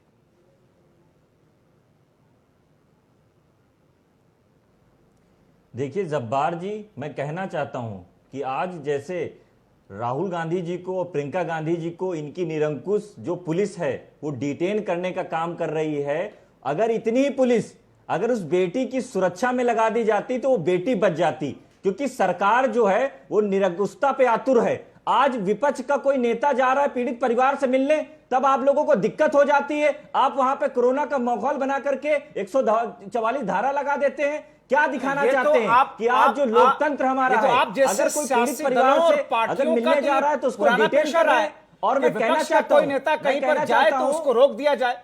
हर सरकार में हुआ है। नहीं, मैं आपकी सरकार में हुआ है, मैं कहना चाहता हूं कि पीड़ित परिवार के पिता का बयान आया था, पीड़ित परिवार के पिता का बयान आया था। जब्बार जी, मैं बताना चाहूंगा कि पीड़ित परिवार के पिता का बयान आया है कि पूरे परिवार को नजरबंद कर दिया गया है, किसी को किसी से मिलने की अनुमति नहीं दी जा रही है। लगातार अगर ऐसे आप करेंगे तो क्या समझा जाए? तो कहीं ना कहीं आप लोग पहले दिन से डीएम एसएसपी और वहां पे और लोगों को बचाने में आप लोगों ने दिनेश सिंह साहब कर दिया। अगर इतना समय अगर बेटी की सुरक्षा अगर इलाज में लगा दिया होता तो आज बेटी बच जाती। दिनेश सिंह साहब, पीड़ित परिवार की तरफ से यह कहा जा रहा है कि उनके परिवार वालों को, उनके घर वालों को, लोगों को नजरबंद कर दिया गया है, जैसा कि सचिन रावत साहब कह रहे हैं, और इस किस्म के कुछ वीडियोस, कुछ बयान भी सामने आए। इसकी भी कोई जरूरत है क्या? भी ऐसा होना चाहिए? नहीं, कोई ऐसा नहीं है और इसकी जरूरत भी नहीं है, लेकिन परिवार को कम से कम इस चीज की जरूरत है कि परिवार के पास जो जाए वो सांत्वना देने की जाए। इस दुख की घड़ी में ऐसी बात उनके साथ कहे कि उनके दुख और दर्द को कम किया जा सके। लेकिन जो लोग सियासत करने जा रहे हैं और परिवार की संवेदना को बांटने का काम नहीं, उनके दुख दर्द को बांटने का काम नहीं।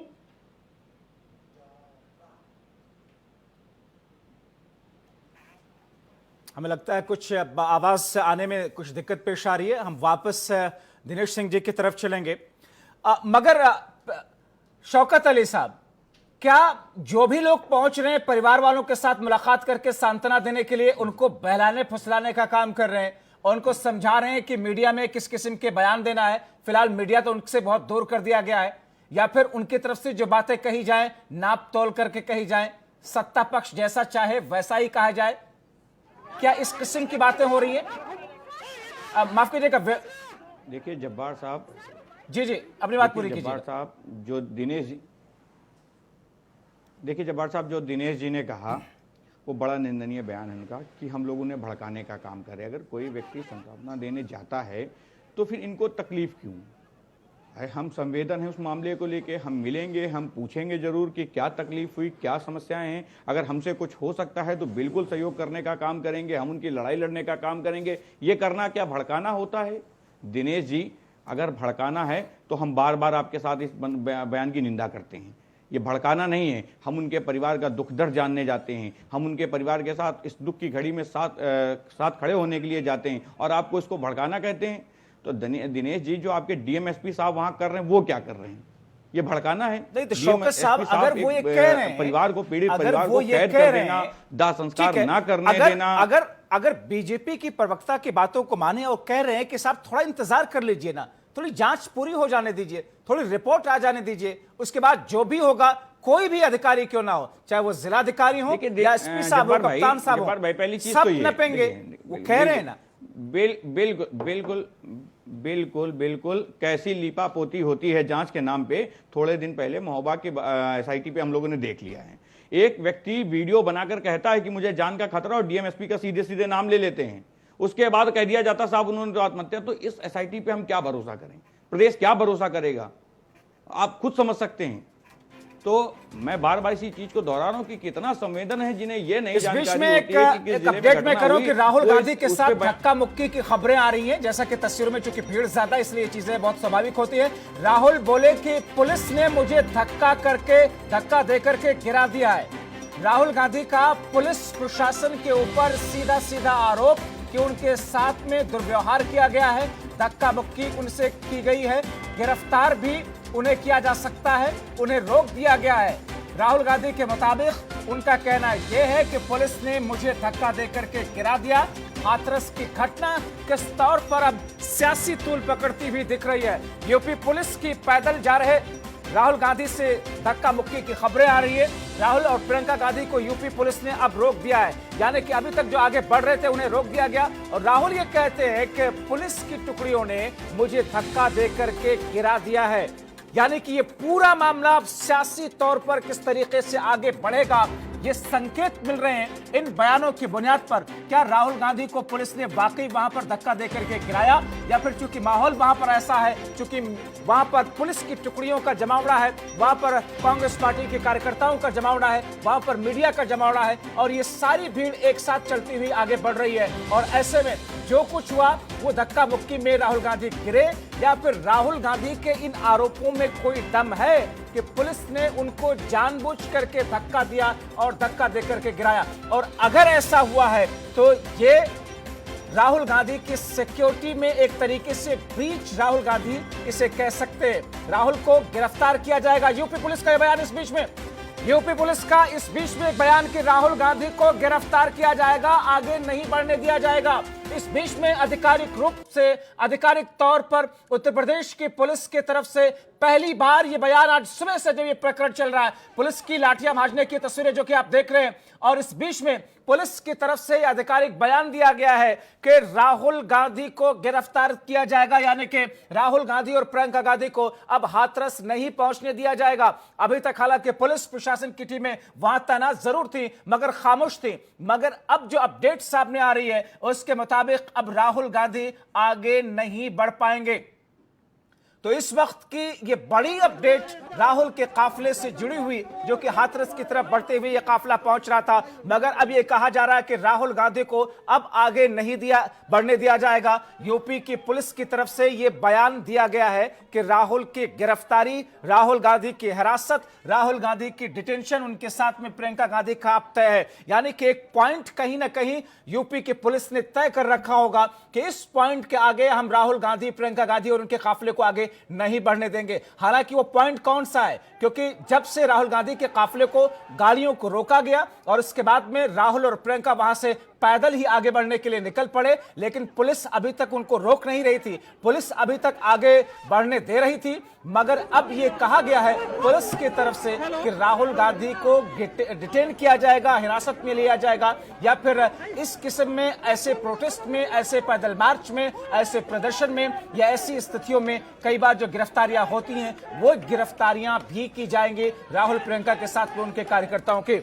तो इस वक्त ये तस्वीरें जो कि आप सीधे तौर पर देख रहे हैं राहुल गांधी के काफिले से जुड़ी हुई, जिस काफिले के साथ साथ में R9 टीवी के संवाददाताओं की टीम इस पूरे काफिले के साथ में चल रही है। पल पल की अपडेट हम आपको पहुंचा रहे हैं, क्योंकि अभी तक राहुल गांधी को रोका नहीं गया था, मगर अब ये कहा जा रहा है, खबरें ऐसी आ रही हैं कि राहुल गांधी को अब रोक दिया जाएगा।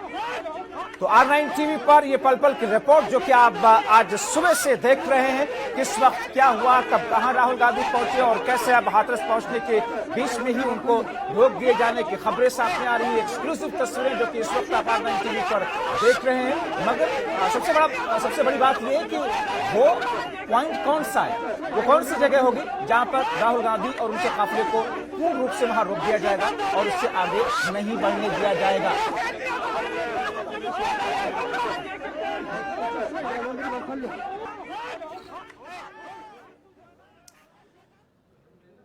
हमारे साथ सारे खास मेहमान हमारे साथ में बने हुए हैं और जिसमें तमाम पार्टियों के नेता और प्रवक्ता हैं। दिनेश सिंह साहब, राहुल गांधी का यह आरोप कि उत्तर प्रदेश की पुलिस ने उनके साथ धक्का मुक्की की और उन्हें गिरा दिया जमीन पर, कैसे देखते हैं आप इसको? नहीं, मुझे नहीं लगता है कि पुलिस का काम है कि धक्का देके उनको गिराया, बल्कि पुलिस का काम होता है उनको सुरक्षा देना। और पुलिस यहाँ दोहरी भूमिका में है जब्बार भाई। एक तो उत्तर प्रदेश पुलिस को उनको सुरक्षित भी रखना है और दूसरी बात ये देखना है कि वहाँ का वातावरण भी खराब ना हो पाए।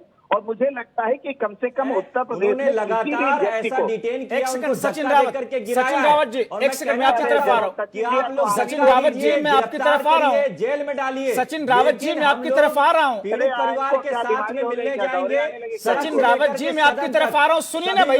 सभी लोग आवाज उठाने को। सचिन रावत जी ये ठीक नहीं है, मैं आपको बोल रहा था, मैं आपकी तरफ आ रहा हूँ, मैं आपको पूरा मौका दूंगा। सर दिनेश सिंह जी की बातों को जरा पूरा होने दीजिए, आपकी तरफ में आ रहा हूँ। दिनेश सिंह जी जब्बार जी, मैं ये कह रहा कि पुलिस, उत्तर प्रदेश पुलिस वहाँ दोहरी भूमिका में है। ये तो वहाँ राहुल गांधी है, उनकी सुरक्षा का भी ख्याल रखना है। दूसरी बात यह है कि उत्तर प्रदेश की कानून व्यवस्था जो है वो किसी को भी अपने हाथ में लेने का अधिकार नहीं। दिनेश सिंह जी, क्या ये माना जाए कि राहुल गांधी इस वक्त झूठ बोल रहे हैं या इस पूरे प्रकरण को अपने नजरिए से पेश कर रहे हैं? कि पुलिस ने उनको धक्का दे के गिराया है, ये कहना बिल्कुल गलत है।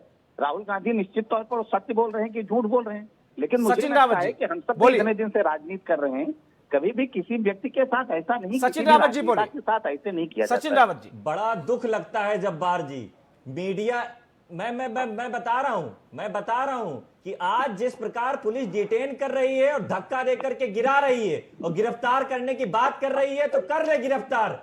और मैं तो कह रहा हूं जेल भर देंगे कांग्रेस पार्टी के कार्यकर्ता, क्योंकि आप लोगों की जो निरंकुश सरकार है, इसी की वजह से उत्तर प्रदेश की आज कैपिटल स्टेट बन गए हत्या लूट अपराध के मामले में। आज जब अगर पीड़ित परिवार से विपक्ष के नेता मिलने जाते हैं तो उनको आप डिटेन करने की कोशिश करते हैं। आप क्यों नहीं? आपका इकबाल जाग रहा है। आप दिनेश सिंह जी बता दीजिए, अगर योगी आदित्यनाथ जी में प्रदेश संभालने की क्षमता और नैतिकता ना हो तो मठ चले जाएं, क्योंकि उनको मठ चलाना अच्छा आता है, प्रदेश चलाना नहीं। और उनको इस्तीफा दे देना चाहिए। राजभवन की आज गलियां पूरी तरह एकदम सुनी हो गई, राजभवन से कोई आवाज नहीं आती है। बहुत अच्छा लगता है सचिन रावत जी महोदया, ये आपके अपने विशेषाधिकार है, किसी का भी इस्तीफा मांगिए, कुछ भी कहिए, मगर बहुत अच्छा लगता है आप एक बार कहते हैं कि अशोक गहलोत जी भी इस्तीफा दे दीजिए।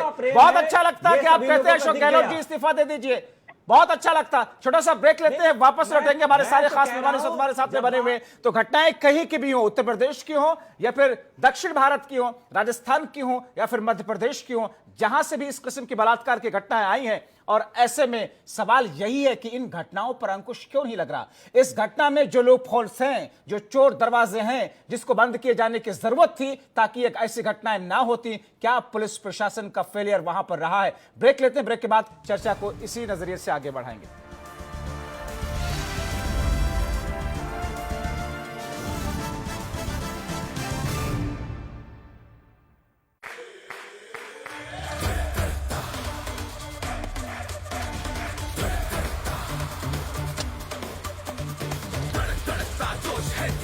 केसर का बल्ला घुमा। जब हो जुबान पे केसर और जोश दिलों में, तो इंडिया खेलेगा अपने ही अंदाज से। विमल, बोलो जुबान केसरी। अरे भैया, तुम्हें कब से क्या? लोग ऐसी गंभीर समस्या को हंसी मजाक में उड़ाते हैं। खास जड़ी बूटियों से बना पेट सफा आयुर्वेदिक चूर्ण आज ही ले आएं। पेट सफा पहली रात से ही असर दिखाता है और इसकी आदत भी नहीं पड़ती। पेट सफा, हर रोग दफा। चाहा था जो मुझे मिल गया, एक स्वाद जो है महक भरा, रिश्ता जुड़ा एक उम्र का मेरा। राजनिवास फ्लेवर्ड पान मसाला।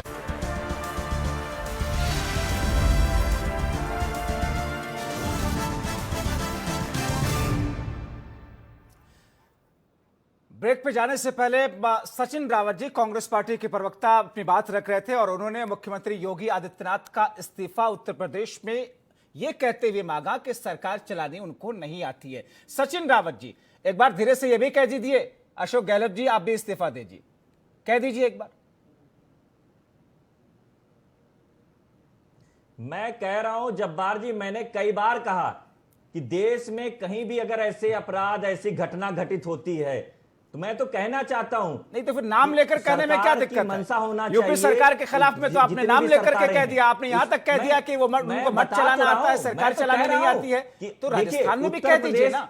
देखिए, मैं कहना चाहता हूं कि अगर उस मैं कहना चाहता हूं कि जब्बार जी कि सुन तो लीजिए, जहां तक उत्तर प्रदेश की घटना के प्रारूप में मैं बात कहना चाहूंगा कि उत्तर प्रदेश में एनसीआरबी के आंकड़ों में नंबर 1 कैसे कैपिटल स्टेट बन गए हत्या लूट अपराध के मामले में। क्या योगी आदित्यनाथ जी ने जब 2017 में यहां पे चुनाव प्रचार करने में बड़े बड़े वादे और दावे करे थे, इनके संकल्प पत्र में, मैं कहता हूं इनके संकल्प पत्र में कहा गया था 3 टास्क फोर्स बनाने की बात कही गई थी। Uda Devi task force, Jhalkari Bai task force, Avanti Bai task force. Sachin Rawat, task force कहां चली गई? एनसीआरबी के आंकड़े का जिक्र किया, ये कहते हुए कि उत्तर प्रदेश में सबसे ज्यादा महिलाओं के प्रति अपराध हो रहे हैं। मगर मैं आपको उसी एनसीआरबी के आंकड़े का हवाला दिखाते हुए देते हुए आईना दिखाता हूं। राजस्थान उसी एनसीआरबी के आंकड़े के मुताबिक नंबर 1 पर है। राजस्थान और उत्तर प्रदेश दोनों हैं। राजस्थान भी उसी एनसीआरबी के आंकड़े के मुताबिक सबसे ज्यादा महिलाओं के खिलाफ में अपराध होते हैं। मैं कहना चाहता हूं कि जहां अपराध के मामले बढ़ रहे हैं वहां पे सरकारें काम कर रही। मैं कह तो रहा हूं कि अगर जिस मामले की आप बात कर रहे हैं, मैं कहना चाहता हूं कि अगर वहां पे अगर उस बेटी को भी न्याय नहीं मिलेगा तो ऐसे ही आदरणीय प्रियंका गांधी जी, राहुल गांधी जी जाएंगे, न्याय दिलाने जाएंगे। तो राजस्थान में इंतजार कर रहे हैं बेटी को न्याय नहीं आप मिलेगा, राजस्थान के लिए इंतजार कर रहे हैं। जांच हो जाए, रिपोर्ट आ जाए, तब आप जाएंगे। आपने यहाँ तो इंतजार नहीं किया ना। यही मैं कह रहा हूं कि सिलेक्टिव होकर के हम और आप क्यों करते हैं? आपकी पार्टी को ये सूट करता है, इसलिए आप सिलेक्टिव हो रहे हैं। जो ये डबल इंजन की सरकार है, मैं तो कहता हूं डबल इंजन की सरकार है। नहीं, मैं तो कहता हूं डबल इंजन की सरकार ने क्या नारा दिया था? बेटी बचाओ बेटी पढ़ाओ। आज तो ये लोग तथ्य छुपाओ सरकार बचाओ का नारा इनका बदल गया है। सचिन रावत जी, आप जवाब नहीं दे रहे हैं। मैं इसी उत्तर प्रदेश में का ट्वीट आ जाता है, 2017 का जिक्र आप बार बार कर रहे हैं। इसी उत्तर प्रदेश में 2017 के विधानसभा चुनाव के वक्त में आपके साथ में समाजवादी पार्टी भी आई थी, शौकत अली साहब। जवाब तो सचिन रावत जी ने नहीं दिया। क्या राजस्थान में भी ऐसे जाने की घोषणा कर दिया गया होता, भले ही जाते वो हाथरस पहले, तो ज्यादा अच्छा नहीं होता? क्रेडिबिलिटी ज्यादा बेहतर नहीं होती? शौकत अली साहब। बिल्कुल जब्बार साहब जाना चाहिए था, बिल्कुल जब्बार साहब जाना चाहिए था। बेटियां चाहे उत्तर प्रदेश की हो, चाहे राजस्थान की हो, या पूरे देश की मैं बात कर रहा हूं। यदि घटना होती है तो ये घटनाएं बड़ी निंदनीय है, इन पे विचार करना चाहिए और ऐसी दोबारा घटना ना हो, ऐसा कानून लागू करना चाहिए। देखिए, भारतीय जनता पार्टी आज एक बार भी ये कहने को तैयार नहीं कि दोबारा ऐसी घटना ना हो, इसके लिए हम विशेष तौर पे एक कानून बनाएंगे। एक बार भी ये कहने को तैयार नहीं। तो आज प्रदेश की बेटियां सुरक्षित नहीं है, ये बार बार समाजवादी पार्टी चिल्ला चिल्ला कर कह रही, चाहे सदन पे हो या सड़क पे हो। हम दावा कर रहे हैं कि हम अगर सरकार में रहें तो एक बार फिर दावा कर रहे हैं आपके चैनल पे बैठ के कि हम ऐसे कानूनों को सख्ती से पालन कराएंगे कि दोबारा कोई ऐसी घटना ना हो। इस पर विशेष ध्यान रखेंगे क्योंकि अच्छा आज ये बेटी है, कल मेरी भी बेटी हो सकती है। मैं आपके चैनल पर गंभीरता से कह रहा हूं।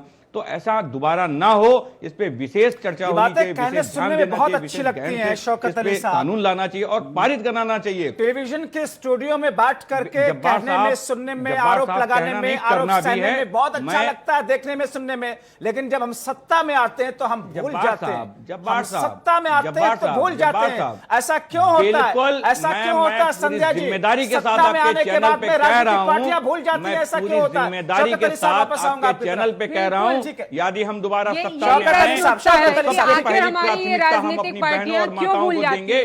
शायद वो अपने पक्ष को दबाने के लिए, ठीक है, शायद ये राजनीतिक पार्टियां अपने पक्ष को दबाने के लिए, अपने पक्ष को छुपाने के लिए, अपनी क्लीन चिट देने के लिए एकदम इन पक्षों को कर जाती। लेकिन बड़ा ही दुखद है कि इस तरीके की घटनाओं को लेके हमें आज बहस करनी पड़ रही है, और बहस करने पे भी हम एक दूसरे पे आरोप और प्रत्यारोप कर रहे हैं। अगर ये सारी राजनीतिक पार्टियां एक होकर आगे हैं। एक आखिरी कमेंट आपसे। निर्भया कांड के बाद में हर राज्यों को फंड दिया गया निर्भया के नाम पर, मगर वो फंड बहुत कम इस्तेमाल हुआ। सबसे कम फंड इस्तेमाल हुआ दिल्ली उनमें से भी एक है, उत्तर प्रदेश भी उसमें से एक है। 100 करोड़ रुपयों से ज्यादा का फंड उत्तर प्रदेश को दिया गया, मगर सिर्फ इस्तेमाल हुआ 6 करोड़ रुपए। यह हमारी संवेदनशीलता है। दिल्ली भी उसी में आता है, राजस्थान भी उसी में आता है। यह हमारी सियासी पार्टियों की असंवेदनशीलता है, हमारी सरकारों की असंवेदनशीलता है। प्रेमदा दी। बिल्कुल, मैं आपकी बात से सहमत हूँ कि जो निर्भया फंड बना था उसका बेहतर इस्तेमाल होना चाहिए था। उस फंड का पूरा इस्तेमाल बच्चियों के हित में, महिलाओं के हित में, उनकी सुरक्षा के लिए होना चाहिए था। परंतु मैं यहाँ पर एक बात और ऐड करना चाहूँगी। मैं इस तरह की जब घटनाएं होती हैं, जब उनका सेलेक्टिव इस तरह से इस्तेमाल होता है, राजनीतिकरण होता है, तो उस पर भी ये बड़ा संवेदनशील मुद्दा है। इस पे ऐसे राजनीति नहीं होनी चाहिए। बहुत अच्छी बात आप कह रही हैं, और इसी अच्छे नोट से मैं यहां पर आप सभी मेहमानों का शुक्रिया अदा करना चाह रहा हूं। दिनेश सिंह जी आपका, और संध्या जी आपका, प्रेमदा तोमर जी आपका, सचिन रावत जी आपका, शौकत अली साहब आपका, और शबनम पांडे जी हमारे साथ जुड़ी हुई थी। आप सभी मेहमानों का बहुत शुक्रिया। सवाल यह है कि निष्कर्ष क्या निकला?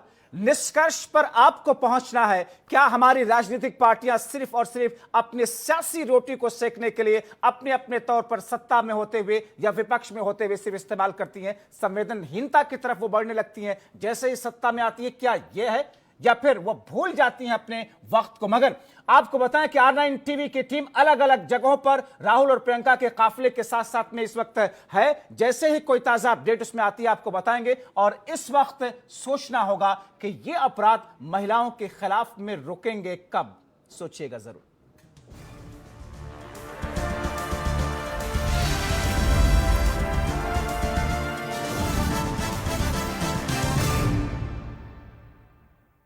भाईजान वर्सेस ब्रदर, दुनिया देखेगी गदर, शाम 4 बजे सिर्फ R9 टीवी पर।